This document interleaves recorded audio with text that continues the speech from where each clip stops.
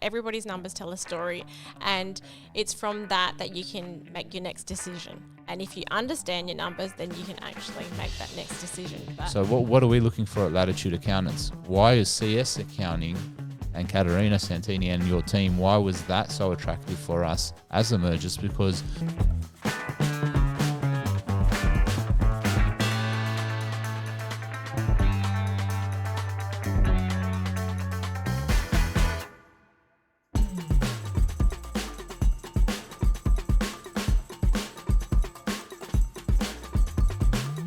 welcome back to the Lat Chat. Today's guest is a woman who's had an unapologetic passion for two things: fine gin, apparently, and empowering people to fall in love with their numbers.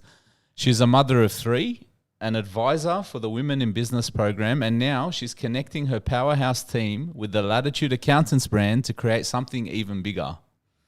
Please welcome the founder of CS Accounting and new director at Latitude Accountants, Catarina Santini. Hello, how are you? I'm doing well. How are you going? Good, excited. How do you feel about that introduction? I feel like it doesn't cover half of what you've done. It's still a fair introduction. I'm pretty happy with that. It sounds like you are a superwoman, busy, doing a million things, and you're doing it all with travel because you're coming from Riverland, South Australia. So it's like you do everything that every other accountant does, then plus 4 hours of travel. Yeah, pretty much. How do you manage all that? I guess I have a really supportive network at home and in the office, so it helps. My husband and my mother-in-law and my mum help with the kids, and my team help in the office, so they can make it all work. So I'm That's really good. Lucky in that respect. It's good to have supportive people around you. Yeah. We wouldn't be able to do it otherwise. I'm the same, right? So I've got my wife, we've got, beautiful kids at home. She does most of the heavy lifting. But now that Christmas is coming up, I think I'm going to be expected to roll up the sleeves and try repay all the hard work. Yeah, definitely in the break you're going to have to make up for that. Yeah, like my break is her break really, and then her break is me back at work. Yeah. We're going to start. I obviously want to hear a lot about you and talk about your story and all that, but we're going to start with some rapid fire. So this is just some short questions. I'm going to hit you with them and feel free to, tell us exactly what you think or feel. What is it like to be a mother, wife, and business owner? I guess busy, chaotic, and I love it. Like, I guess it's always busy because we've got 3 kids. They're in their tween age, I guess, between 11, 12 and 14. We've just built a house this year and the business is growing and we're merging. So we've got a lot going on, but I think it's been great that, like I said, I've got great support.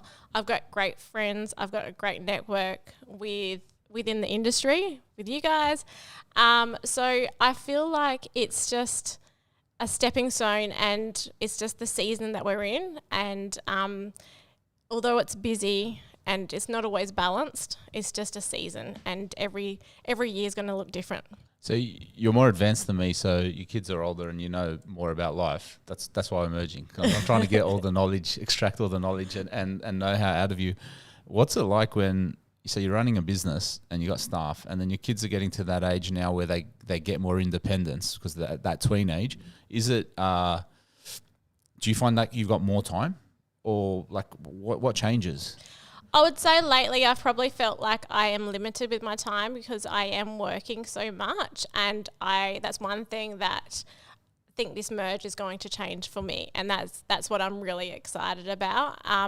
But yeah, as the kids have gotten older, I'm seeing that, in a few years' time, they're going to be going to uni, they're going to be leaving the house. And so that kind of scares me a little bit because it's only limited time that they're left in the house really with me. And so I want to see them and I want to support them as much as I can while they're with me, which I've always had that flexibility by having my own business, which I'm really proud of being able to go to their events. But I'm hoping to have more time to do those things and be supportive to them. Yeah, no, absolutely. And why not? Like, if you can do it all, why not do it all, right? Yeah. And it's not about a matter of like doing it all. Like when people say, can you have it all? I don't think you can have it all at once. I think you can have it all sometimes. Yeah. And some days, my husband will have to pick up the slack, and some days I have to pick up the slack. So it's just a matter of having the right network around you. Well, shout out to your husband. He's obviously a legend. Better than most men. And he's doing a great job. So that's good. Rapid fire number 2. What is the biggest myth people believe about regional businesses? I think they underestimate us. I think they think we don't have as much pull or we don't make much money possibly, or they just underestimate what we do for the broader Australia. Like, for instance, we deal with a lot of farmers, and the farmers are the backbone of the country. Like, they provide the food that we eat. And without those regional communities, we don't have those farmers. And so I think that's really a powerful aspect of the flow-on effect to other businesses. Like, I can see when the farmers aren't doing well, other businesses aren't doing well, especially in a small community. But that effect does affect Sydney, Adelaide, and all of the other cities as well. Eventually, they probably don't see it as much until it's too late. Yeah. No, that's a good point. And do you feel like there's a shortage of people providing like financial services and professional services to those types of businesses out there? Like, what's the balance like between farmers and business and professionals? There's quite a few of us providing support to farmers, but I guess it's just more having that tailored approach. A lot of businesses, a lot of accountants are compliance only, and not having those strategic meetings. Yeah. And I think there's a lot of power in having those meetings every month or quarter to move the business along. And a lot of farmers get stuck in the way that you run the farm as a farm and not thinking of it as a business. But under the approach that we've gone under, we run it as a business to make sure that it is successful. Yeah, it's very interesting. When I actually met you and we started talking about some of those strategic sessions you have, I thought this is actually really interesting. The amount of time you're giving to business owners and farmers in regional areas, and what you're doing is really interesting. I want to talk more about that, but not just yet. Okay. All right, but that's actually it's a good answer, and I would have to agree 100% that farmers and regional businesses are the backbone of Australia. If everyone is rushing into the cities and living that city life, and no one's out there doing that sort of work, where is food essentially going to come from? Yeah. And it's hard work. I feel like it's hard work that people want to avoid. Like a lot of it is intense. I mean, there's machines and tools and all that, but like it is generally a harder life. So we should get behind, regional Australia and support them, and especially when they're doing it tough. Yeah, absolutely, like they are at the moment, yeah. When you say now, is it rain or... It's the drought, the lack of rain, yeah. Yeah, and where do you know, like, geographically, like, where that would extend? Is it through the whole, like, Riverland or... It's the Riverland and Mallee are serving a fair drought at the moment. There is other places in South Australia that are in drought, but, yeah... My majority of clients are in the Riverland, Mallee and Barossa. It's not just affecting the dryland farmers, but it's also affecting like the grape growers as well. The prices of grapes have dropped dramatically as well. Yeah. Like we're so far removed, sitting in an office in a city, the temperature every day is 22 degrees and dark. And then you work, rain, hail or shine, you're working. We do deal with a lot of in like a Sydney, Melbourne CBD. We would do like a lot of construction, small business owners. So they're affected by weather, but often in the reverse. It's like if they have too many rain days, profits are affected. Yeah, yeah. And in the country, if you're not getting enough rain, well, then things, you're going to struggle. So, it's not easy having to deal with that. All right, rapid fire number 3. What does this merger mean for your clients, or should I say our clients? This merger means a lot for our clients. Not only will this support them more so, it will also support my staff and provide more resources and allow more time to be spent with them. Yeah, no, that's it. It's a big deal. Actually, that's one of the things when we started speaking about the potential of merging. You get the economies of scale when two firms come together. You could share offshore resources, software systems, administrative staff, and you start working together, what that does is it liberates someone like yourself, a great accountant, to spend more time doing value add for the client. And like from our discussions, that's a passion of yours. Yeah. Why is doing that value add type stuff a passion for you? That's what I love doing. That's where I thrive in those meetings. It's what I can give back to a client. And I think I'm getting still too bogged down on the admin or on other procedures that don't give value to the clients. So this is going to free that time up, and it's going to just allow clients to get more of me. So I spoke earlier about the meetings. You'd have these strategic sessions with clients, business owners. They come in, you're the accountant, you're the advisor, you're the person they trust.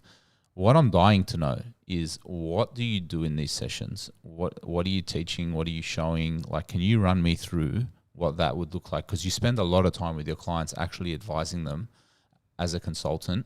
Tell me what you're doing in that time. We generally have a template. However, we run through a session at the beginning of the financial year, and we talk about what their goals are and where they're going in the next 3 to 5 years. And from there, we generate a bit of an action plan.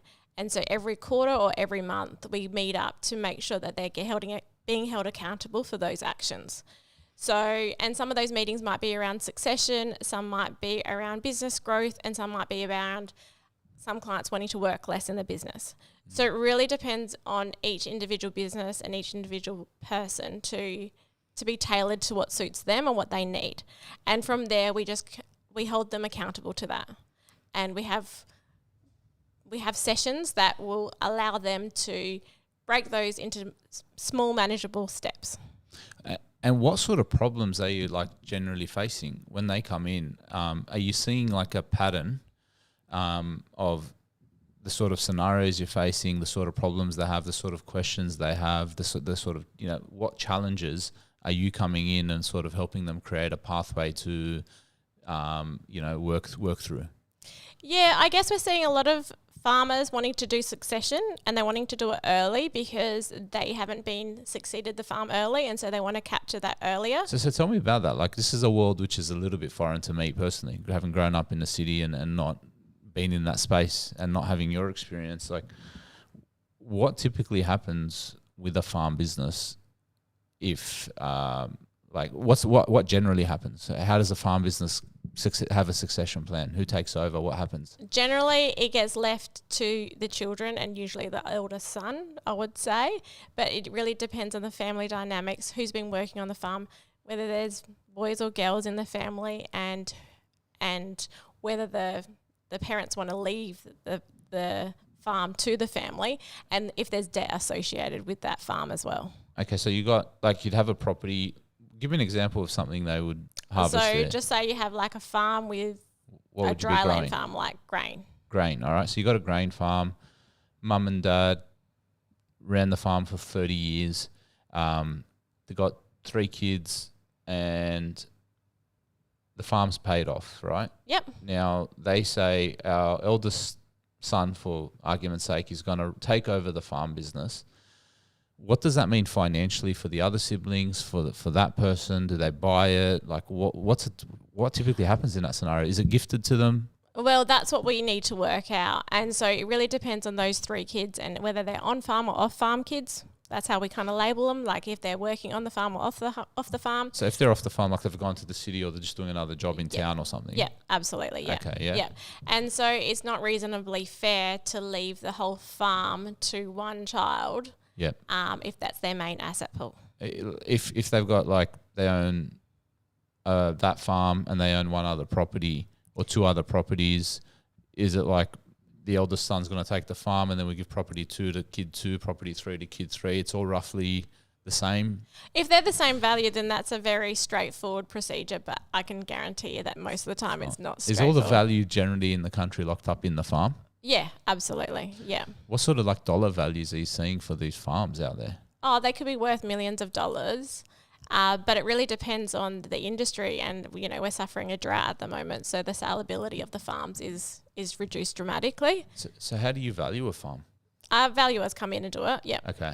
Yeah. And are they looking at land price plus business? So generally there's a land value, Or is it just all encompassing? It's like the farm produces this much in revenue, therefore it's worth this much. Do you have like generally the ballparks? value, the yield or what the farm is producing isn't impacted by the value. Like the value of the farm is valued separately. They don't look at the financials. Okay. So yeah. So they're looking at it like a land asset. Yeah. And then they're gonna add the capital as well. So like Yes, there's tractors and sheds and things. Yeah, if it's sold externally, yeah. Okay. Yeah. But then you've also got to remember that a lot of the farming children don't get paid all of their farming life. Or that if they do, they don't get paid a market value wage. So like let's say you're the eldest son in your scenario, you said like that might be typical. Yeah. You work the farm, you're from when you're 18 to 36. Yeah. You're just living there.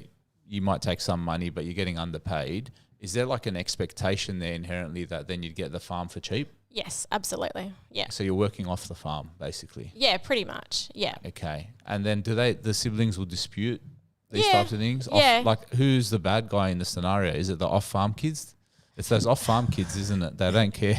No, I guess it really depends on the family dynamics. Yeah. And it comes down to the asset pool, family dynamics, and then what everybody's prepared to do and when the exit strategy is ready to happen as well. A lot of farmers say, I'm going to die on this farm. Yeah. So they are not willing to leave the farm as such. Yep. And so they want to work till the day they die, which is how they want to do. And that's how their parents have done it and their parents have done it. So it is a generational thing, but more and more farmers need to get used to the idea that they need to succeed that farm earlier in order to have that plan.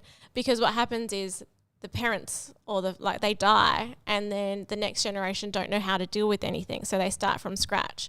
Whereas it's really important that if we can maintain a great relationship between the farming child and the parents, and we can succeed that farm early, we can grab the knowledge from them, the farming parents, and teach that farming child how to run their farm. Yeah, that would be important, the knowledge transfer. Yeah, absolutely. And then we can move that next generation to succeed even further. Do we have a scenario where there isn't enough kids wanting to stay on the farms, or is it like too many kids want the farm?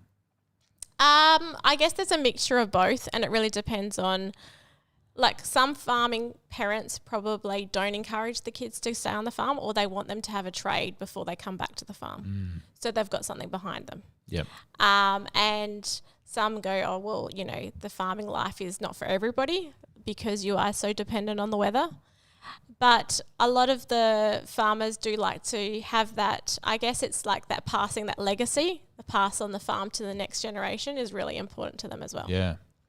Now, I could imagine the farm's a safety blanket for the parents. So if you say to them, pass on the farm early, what security then do the parents have that they're going to have an income to live the rest of their lives off, having succeeded the farm to the kids? I guess there's a couple of ways you can run it. So a couple of the ways that I've run it in the past is that the farming business gets succeeded onto the next generation, but the parents maintain the land and they get paid lease payments. Okay. So they get some income throughout So it the becomes time. passive for them. Yeah. Okay. Until they're ready to pass on the land as well, because generally they don't happen hand in hand. Yep. In a perfect world, yes, here's the land, here's the farm, it's all in your name. But like you said, what about the parents? And they need to be able to live and afford to live. So we want to look after both parties. We want the parents to be able to afford to live, have some off-farm assets that they can rely on or that they can have investments in, as well as for the next generation to not feel like they're burdened with debt to pay out the parents. Yeah, right. Well, that's smart because you're dealing with both problems in one go. Do you have scenarios where more than one sibling want to do partnerships and run the farms together? Yeah, absolutely. Yeah, it happens quite a lot, and sometimes it works and sometimes it doesn't. And when it doesn't, do they come to you? I guess, they do. So with a lot of succession planning and a lot of planning that we've done with farming clients is we've kind of progressed into that partnership, or we've talked about whether it can work. And I like to have meetings with everybody individually. So I have a meeting with the parents and they tell me their ideal situation. Then I have a meeting with child number 1, meeting with child number 2, child number 3. Yep. And so we can work out what it is that they want. And then we see where they align. Yeah. And then we work together and go, okay, this is the plan. This is what you do agree on. This is what you don't agree on. This is what's going to work. Let's try this. And see And how it's a you bit go. of trial and error. I guess we'd have the same thing in the city. Like, we don't have farms, but we've got restaurants, we've got other small businesses, and they're family-run businesses. Yeah. So the succession plan discussion happens, and there's a lot of crossover. But what I find inevitably is when you actually transition a business, doesn't matter if there's a partnership, there's always going to be one main key player. One person will generally take more of the responsibility. It's never 50-50. One person will generally call the shots. And then another person is sort of like a secondary player in that scenario. The trick then is to how do you now make it fair and make sure everyone's happy. And this is the same with partnership disputes. Like, partnership disputes are the same whether it's family or not. It's like, how is this fair? How is this, how much are they getting paid? How much time am I having off? Are they having off? And like, some of it can get really petty if, we're being honest. Absolutely, yeah. The personality side of it, comes in, and then the accountant is thrown in. You're in the middle, and they're like, hey, Catarina, can you do our BAS tax return, tax planning, and also tell me why my brother's an asshole? Yeah. Yeah. Sometimes, like some days, I don't know about you, but like I feel like a bit of a psychologist at the time, because the meetings can be so overwhelming and there's so much, I guess, emotion. And I think when there's farms involved and family businesses, that's their heritage. Like, that's what they grew up knowing. And if that's getting split apart, or if there's anything changing in that, it hurts the kids a lot as well as the parents to see what happens. And so it's really important to also recognize that not all farming kids and not all like small business kids are ready to take on business. Yeah. Like, not everyone's a business owner. Yep. So just because you're good at farming doesn't mean you know how to run a business. Just because, your parents own a restaurant doesn't mean, and you can cook, doesn't mean you know how to run a business. That's it. So it's really important to know where you've got your strengths and working out what you need to do to pick up any of those weaknesses. I've been advising businesses for a long time. What I've experienced is where you have good technicians, they're not generally good operators. And what I've found is, by default, if you are a good technician, you're probably not a good operator. And the people that are encouraged to go into business or run these businesses themselves are doing it because they've done their craft so well that someone's come up to them and said, oh, you're so good at this, you should go start your own business or do it on your own. What they learn when they go into business is they love the craft, they love the work, whatever they're doing, the trade, but they don't love running the business. Yeah. How are you helping people that are technically good become better operators? Well, that's a hard one. I think it's important that we recognize it early on, and not everybody. And that's one thing I say to clients is, like, I don't know how to farm a farm. You don't know how to do accounting. So you stick to your lane, let us stick to our lane. But when we come together, we can help run your business. So it's really important to use people like accountants and advisors to support you to get to that point, or recognize what your weaknesses are early on and say, okay, I need to fill these knowledge gaps, and then get information and know that beforehand. I think people should, if they want to run a business, they should do a course. Like, if you want to get an ABN, you should do a course. Absolutely. In my opinion. Because there's two things you're allowed to do with no prerequisites in this country or licenses. It's running a business and having kids, and they're the two hardest things to do in the world. I feel like you should have a license for both. Yeah, absolutely.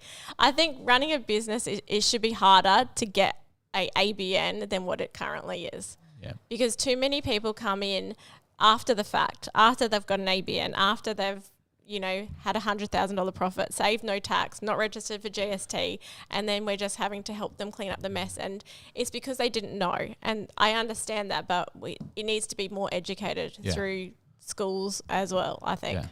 But that's me going on a tangent. It's fine. When new business owners come in to my office and I sit down with them, I make these things really clear. Number one, you have to understand your profit and loss statement. When you know that your revenue exceeds your expenses, you have a profit. That profit feeds into your balance sheet. You have to understand your balance sheet. You have to understand that you need more assets and liabilities to stay solvent, and you need positive cash flow. I feel like when I explain these concepts and I show them how to look at their numbers in order to find out if they're actually tracking well, that solves the first half of the puzzle. The second half of the puzzle is they need to spend less money than what they're making. And that is the other pitfall business owners fall into. They don't realize they're living out of these businesses, spending more money than what they should be taking as a wage or profit. They choke their businesses, and then inevitably a tax bill comes or a creditor bill comes and they can't afford to pay it. And they come and say to us, oh, what's going on? Why can't I afford to pay my BAS? I'm not making any money.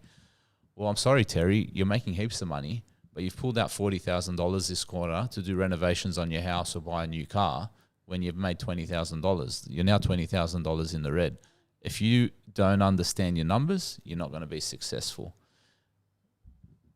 Would you agree with that? Absolutely, yeah, 100%. I think numbers tell a story, like you've just explained. Like everybody's numbers tell a story, and it's from that you can make your next decision. And if you understand your numbers, then you can actually make that next decision. But I've found that a lot of new business owners or people going into business who see like an accountant early, they are ready. They are seeing an accountant before they start their business, or in the first few months, they're putting money aside for GST, they're putting money aside for tax, they're asking all the questions and getting all the answers up front. It's a little bit harder when someone's been in business like for a while, and then they come in and then you're trying to retrain them. You know, when someone comes in, we say to them from day one, set up your structure right, get your company and your family trust owning the shares, have that all done, get your business trading out of the right entity, and then basically day 2, bank account zero set up, and we want you to come in for zero training. Why do I want you to come in for zero training? It's not to charge you a cheap zero training fee. It's so I can sit there, do a budget with you, work out what your living expenses are, put you on a wage that's A, going to cover your living expenses, B, it's going to be sustainable in the business and not choke it. I understand in city businesses how that works because there's regularity. The work in regional is often very seasonal. How do you manage the fact that you're advising people on numbers and they've got this seasonality, and then you've got the droughts, and you've got, I imagine you're dealing with so much more fluctuation. It's very dynamic. Yeah. Whereas with us, like Monday, Tuesday, Wednesday, Thursday, Friday are the same 52 weeks of the year. Yeah. I would imagine you'd have to be a 10 times better advisor to be able to prepare those types of businesses for those types of adverse events and seasonality. Yeah, absolutely. Like in your scenario, a lot of people can say, I'll put this much aside every week for tax, this much aside for GST, because the income's quite consistent and they can manage that. But for a lot of other businesses, I call it lumpy income, like you kind of get money in and out whenever people pay, or it's just seasonal, like you mentioned. So for those instances, I tell clients to, whenever you get an invoice paid, you put the GST aside and you put this percentage aside for tax. So we do it based on invoice, like coming into the bank account, invoice to invoice. It is a little bit more transactional that you have to be on it, but I think it works. And until the business is up and running and got that steady pace of income, it really seems to work. But some businesses will never have that steady pace of income just because of the business they're in. So they have like 3 or 6 months of revenue, then nothing another 3 or 6 months. Absolutely, yeah. So it's really important that they do put that money aside when they receive that revenue, but they also need that budget, because at the end of the day, they're going to have 6 months that they don't have income, but they're still going to have bills, because in the farming industry, you know, they have to input the crop and have all those input costs before they reap the benefits 6 months down the track. So we really need to do a budget regardless of what business you are, so that you can see where your cash flow is going to sit. So from when you first start planting crops to the day you finally realize $1 in your bank account, what sort of turnaround would a new farm business be looking at in terms of recouping their working capital? How long does it take? Like if you're starting, it's a new farm. Are you talking about 18 months before you see any money? You're talking about at least 12 months. At least 12 months. So you need to basically do a CapEx budget for 12 to 18 months. Like you need a big amount of capital to get things moving. Yeah, generally with farming, I like to do 3 years almost, because you got to go from like year to year, and you're starting, like at the moment, a lot of people are harvesting. We're in December, people are still harvesting. But in January, they're starting to work on spraying and moving on to the next year's harvest, next year's crop. And it's really important to, I guess, think ahead and see what it might look like and work out whether you're going to have a high, medium or low yield and adjust your cash flow to deal with that, I guess. All right, Catarina, changing gears a bit. We spoke about the farm industry, and honestly, those insights for me are amazing because we just don't have that many farms here in a Sydney business. So it's so good that we've got the merger because now we can leverage off you and get those insights. And you can learn about the sheep and the cows. The sheep and the cows, yeah, 100%. 100%. We need to know where food comes from. We had someone in the office, I feel like I shouldn't embarrass her, but it was my sister Danielle. And she asked you, when you said you had chickens, she said, how many girl chickens and boy chickens do you have? Yeah. And then you explained to her the biology system of chickens and roosters, and she was shocked. So that's what happens when you grow up in the city, right? Yeah, absolutely. So what we're going to do now is a little bit of a agree or disagree. So I'm going to throw out some absurdly true or untrue statements, and you're going to go agree, disagree, me as well, and then we'll debate or agree. All right? So, Catarina, you cannot truly create a life on your terms if you don't know your numbers. Agree or disagree? Agree. Agree. I'm going to have to agree. Tell me why. I think you need to know your numbers to be able to make plans to move the business to where you need to know start again. I think you need to know your numbers to make plans and to move the business along. Whether it be ramp up the business or decrease the business, you need to know your numbers and where they're sitting. And I think that it's really important that the numbers are telling the story that you want it to tell as well. So we need to make sure that you're getting the right amount of money out of the business, and if that business is going in the direction you want to go. 100% agree. At Latitude, we've had discussions recently about metrics. We've got two sides of the business. We've got accounting side, operational side. Operational side is going to have marketing, finance, HR, sales, onboarding, admin. Accounting side, believe it or not, is accounting. What we've realized is accountants are numbers focused, where operations people need to be trained to be numbers focused. The accounting staff have had a very simple metric to work out whether they're performing well. And that metric was billings. So the accounting team will come in, they'd say on Monday, all right, we want to do 20 grand of bills. We'd get to Friday night, have our billings meeting. The bills will go out and they'd say, okay, we did 24 grand of bills. Happy days. We exceeded our numbers target. So we're not flying, we're exceeding target and performing well. Operations people, depending on where they come from, may or may not be numbers focused. So we've been working hard to say, okay, marketing, what numbers are important? Well, marketing numbers that are important are lead generation, number of views, impression on website, like the Google Analytics and the Google AdWords number, meta ads, how many clicks we're getting, what's the bounce rate on the website, how long are they spending on landing pages, in terms of blogs, what number of blogs we're getting out, what's our ad spend, what's our return on ad spend. So we're saying let's build up marketing metrics to understand what's happening in the marketing. In the same way, what's happening in the sales? How many of these leads are we converting? We realized that when we actually looked at the number of leads that were coming in versus the number of leads that are being converted, it was sitting at something that we were not happy with. It was sitting at like mid last year, about 16%. For us to be converting at 16%, it means we're leaving at least 10 or 15% of potential conversions on the table. So the sales team actually looked at those metrics and went back and said, okay, why when we get a lead are they dropping off? Oh, we realized when we actually started tracking it, we realized that sometimes we're taking too long to call them back. So we realized the amount of time between the lead inquiring, because we had to track that, and amount of time it took for us to get back made a difference on the conversion rate. Same thing in onboarding. How many people did we onboard this week? How many client complaints do we get? What's our net promoter score? How many Google reviews are we getting? Every segment of the business has metrics and numbers attached. There's actually no area in business where you can't actually track with the numbers. As accountants, we always look at high level. All right. So when a client comes into me, I'm like, I can see their profit and loss. I can see their balance sheet, and these are good starting metrics. But what I encourage them to do, and that's why I agreed that you have to know your numbers, I would say beyond just your accounting numbers, you need to know every number in your business, and you need to know them really well, because as soon as you see a number dropping, it's a symptom. All right. It's like getting a blood test. It's like, well, I've got low iron. What's going on? What's happening in my diet? You know what I mean? So 100% agree with that. I think it's also important to know your numbers personally. Know what you need personally from the business and what you need outside of the business so that you can maintain. Personal budget is huge. Yeah. Too many clients focus on their business budget and they're meticulous with cost cutting in their business and they save every dollar.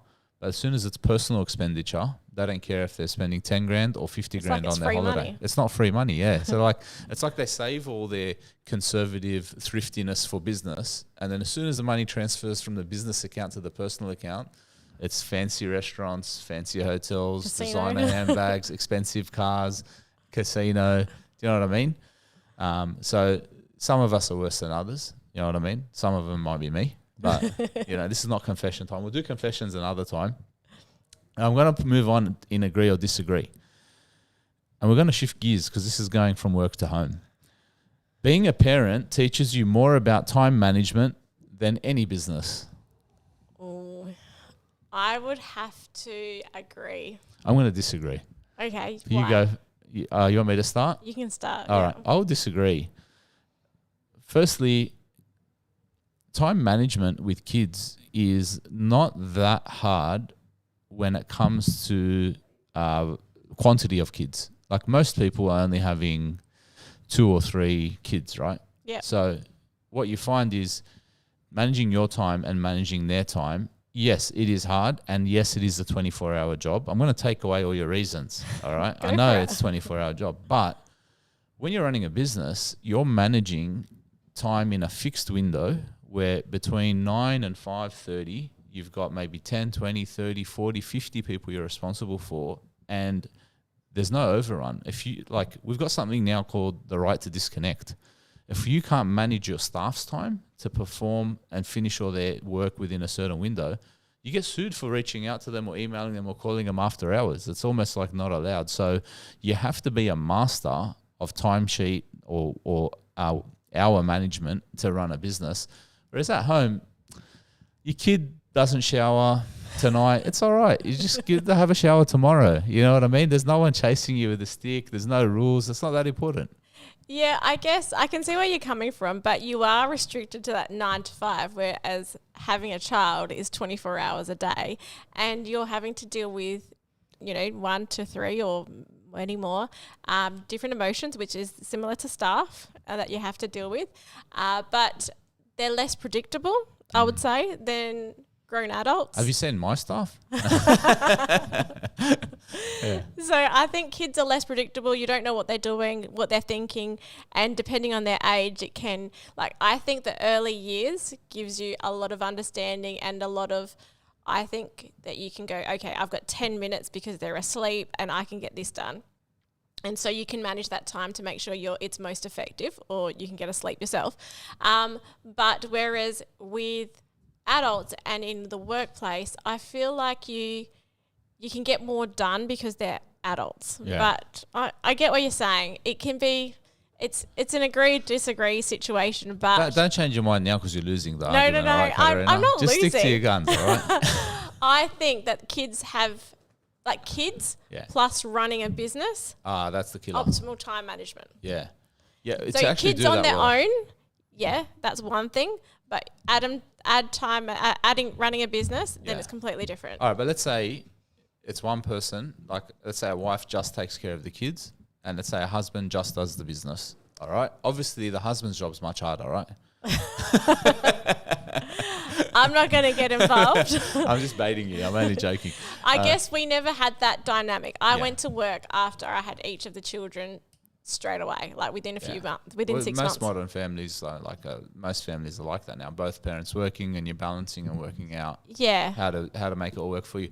On the kids thing, I'm a big delegator, right? So what I like about work or having kids, the best thing I've noticed with time management is the power to delegate. So I think if you train your kids and they're old enough and they've got, the mental capacity to understand their responsibilities, if you train them to sort of do some things for themselves, the same as staff, they're naturally going to alleviate the burden on you for how much you have to do, right? For example, teaching your kid to brush their teeth. Yeah. You know what I mean? if you put in the time and effort to teach them to brush their teeth as a rule, incentivize it, set up a system where they're rewarded for brushing their teeth and then disincentivize for not, a little star system, they're going to learn to just do it on their own. Like I've only got 2 young kids, and I noticed they already do so many things now intuitively that we would have had to do for them 6 or 12 months ago. So it's like every year with kids, it literally gets easier and easier and easier on the time management side, because they become more independent. Yeah. In a business, it literally gets harder and harder and harder, because as your business grows, you now have to manage more work. It's like it's an inverse scenario. Businesses get harder to manage, kids get easier to manage. So there's no light at the end of a tunnel with a business. Well, I challenge you on that, because while the kids are small, you can kind of maintain what they do socially. Yeah. So once they start going to school, start playing sports, playing musical instruments, your weeks start to fill up. I remember like earlier this year, I think Monday night we had one dance. Tuesday night we had one training for soccer. Wednesday night we had dance. Thursday night we had netball training. Friday night we had nothing.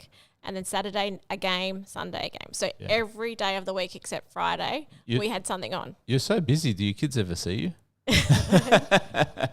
Well, after that, I think I said we're not doing any sport this summer, so we haven't done any sport. That's a lot. Extracurricular kills you, right, as they get older. But that's what I mean. There's other things that fill that time. Yeah. And as the kids get older, yes, you can delegate some of the tasks. We have a system that one of the kids has to do the dishwasher every day. One kid has to feed the chickens and collect the eggs. Yeah. And one feeds the cat. So we have a system and that rotates every day, but kids are kids. They don't always listen. They don't always do it. That's pretty cool that your kids collect eggs. I was just sitting here thinking, my kids don't know where eggs come from. Well, if they're anything like their auntie. Yeah, they are. So, all right. Well, that's good. We'll leave that one there. I think I've done enough to make all people hate me. I was saying that business is harder than kids. But let's move on to the next agree or disagree. The accounting industry focuses too much on tax compliance and not enough on the human relationship. I agree. I'll agree with you. Go for it. That's what people think we do. Like a lot of people think an accountant does your tax return and does BASs, and that's it. And too often or not do people just leave it and see us once a year or once a quarter, and that's that. We're done. But it's really important to know that with that information, those numbers, that we can tell a story, we can advise, we can future-proof the business, we can do cash flow projections, we can work out where the business is going with those numbers. Yes, we start with those BAS and tax, but I think, honestly, BAS and tax is in the past, and I like to look at the future. Yeah. And there's so much power in looking in the future and using your accountant to look that way and understand your numbers. And having that human connection, having those conversations with an accountant, they can understand and they can teach you how to look at your numbers or what to look for so that you can recognize those things for yourself. And that human connection, that accountability every month or every quarter is powerful. Yeah, accountability is huge. And I like that you said accountability, because that's not the way I think. I haven't thought about accountability. When I think of the human connection, I was thinking about managing their like emotions and their personalities and their disputes, because there's the accountability and numbers side, but then there's all the relationship side of like partnership disputes, husband, wife. Like we as accountants are often thrown into like the domestics when it comes to like people arguing about who's spending too much money, what are they spending their money on, who's running the business well, who isn't, who's working harder, who's working less. And then there's all these people tensions, and that's when you're like the psychologist as the accountant or the counselor, where you're like, all right, let's just wind it back, and you start mediating. You know, you work on, all right, firstly, let's hear what you think, what your issues are.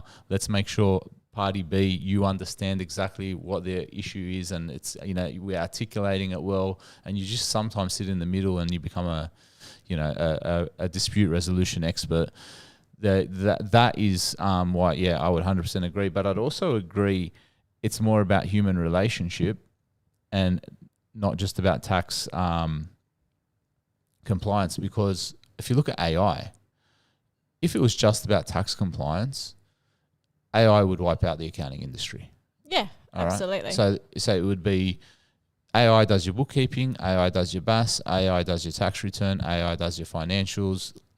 You lodge it all. You don't need an accountant. That would be true if that's all your accountant was. Why I believe the accounting industry isn't going anywhere is because that is the first 17% of what an accountant does. The last 83% is using those tools to convey information to you in a way that you understand. Like you said, accountability, like we were saying, dispute resolution, forward planning, explaining things in layman's terms. The human part of what we do, for me, is the majority of what we do. So what are we looking for at Latitude Accountants? Why is CS Accounting and Catarina Santini and your team, why was that so attractive for us as a merger? It's because we want to merge and combine and work with people who are people first. And I see that in you, in the way you work with your clients and having a relationship with you. I value the accountants that are people first. I value the accountants that care about their clients, that can take the numbers, take the compliance and the boring stuff and apply it to real world scenarios. And everything you've said about working with farmers and succession planning and dealing with the lumpy income and all that, you're taking boring accounting jargon, concepts and themes, and you're making it real and you're making it human. That can never be replaced by a robot. Absolutely, yeah. And the amount of times I've had meetings in my boardroom and that I've had to bring out tissues because of the conversations have gotten quite intense and quite emotional. But it was through those conversations and that human interaction that we were able to bring up information in front of both sides, whether it be like parents and children, that they were able to see how they were really feeling. And without having that conversation with me or having those conversations and saying, okay, I actually don't think this is going to work. And there's nothing wrong with sometimes things not working in partnerships or family farms or anything like that. Or if it is going to work, having those conversations early on is really important so we both know where everybody stands. Perfect. And I'm 100% with you. So last agree or disagree, great accounting is about looking forward. I think that's an easy one. I think you've answered it already. Yeah, absolutely agree. 100% agree with you. I think we can leave that one at that, and that explains itself because we've said it's all about looking forward. Just quickly on the AI, you're not scared, right? No. I think we need to embrace it. Yeah. We need to use it to our advantage, make some of those tasks simpler and focus more on our clients. Yeah, I'm with you. I'm excited for it because it's going to give me that time that I can spend with my clients. Yeah, I mean, AI is a tool, and my mum says you can build tools, but someone always has to hold the hammer. So I think as accountants, we'll put our hands up, we'll use the tools, we'll use the AI. In reality, it would mean potentially less offshore support over time. It might mean less staff per client. It might mean the ability to do things quicker. It might bring the expectations of the client shorter in terms of turnaround times. That's all good. We can provide a better service with the tools, and I don't think the industry is going anywhere. So we'll kick on. But if it does all fall apart, we could just all come to Riverland and start farming. Absolutely. All right, let's talk about the future. You started CS Accounting because you saw a gap in the market.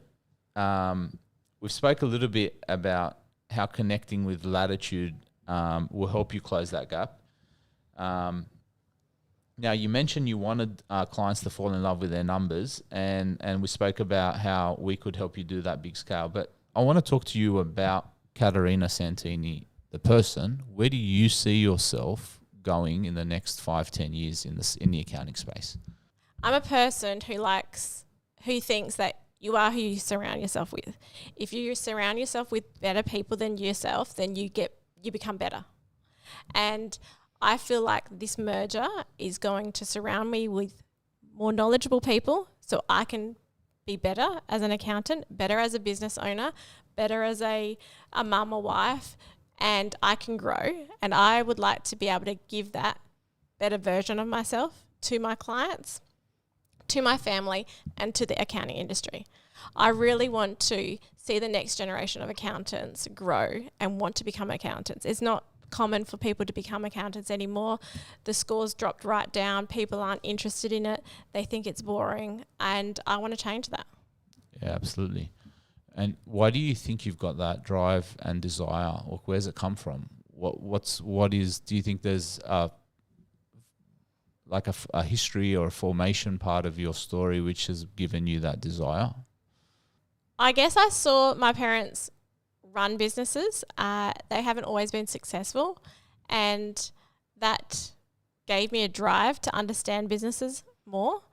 And when I was in year 12, I did business studies, and I did a business plan on the local club my dad was managing at the time. And it gave me an opportunity to understand business, and that was kind of the direction I went into to kind of start being an accountant. That's why I chose accounting from. And I think that I can give more of myself or more expertise or share my knowledge with the Latitude team and vice versa, and we can reach more small businesses to support them. Yeah. Well, that's the vision, right? We believe the small business owner is the hero of the community, and we want to help small business owners everywhere achieve their goals and dreams. So I think that resonates with you. It's the reason why you're with us. Yeah. And the why so often comes from a connection with parents and family. And like, it's the same for me. You mentioned your dad and running the club. My dad ran a small business. So when people ask me, what's the reason you want to help small business owners? I say, I want to give small business owners the support my dad didn't have when his small business failed. And we lost the family home and all the pain and trauma around that. So it's so telling the type of person you are, because you're drawing that inspiration from seeing your parents, who you are as a person, your community, the riverland, the farmers. You want to give back. The vision and mission resonates with what we're doing. Doesn't matter that it's city country. It's the same vision, the same mission. It's helping those small business owners, helping people understand their numbers, helping them, improve their lives, achieve their goals. So there's that marriage of vision, that marriage of purpose is what unites us. Yeah, absolutely. And it doesn't have to stop in the Riverland or in South Australia. Why can't we reach other people and broaden our horizons? Well, yeah, 1,000,000%. All right. So I've got a final question, which this is actually a question we got from the previous guest, and we will be asking you for a question for the next guest. So what's the one piece of advice you would give to someone to help them reach their goals?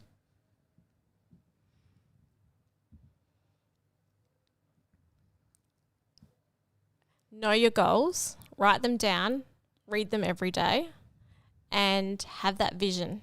Have that vision board or have that in your mind every day, and you will get there by seeing it and applying it every day. That's brilliant. 100%. I agree with that. And I've had many of those vision boards over the years, many of them very embarrassing to look at, and many of them had cars on them at different times. and guys with abs. Not because I wanted to be with them, because I wanted to be them, but it didn't work out. That's another problem. We'll deal with that another day. That can be on 2026. 2026, the abs. All right. So finally, what's your question that you want to ask our next guest? What does success look like for you?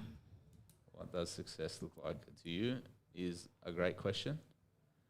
And I think we'll leave it at that.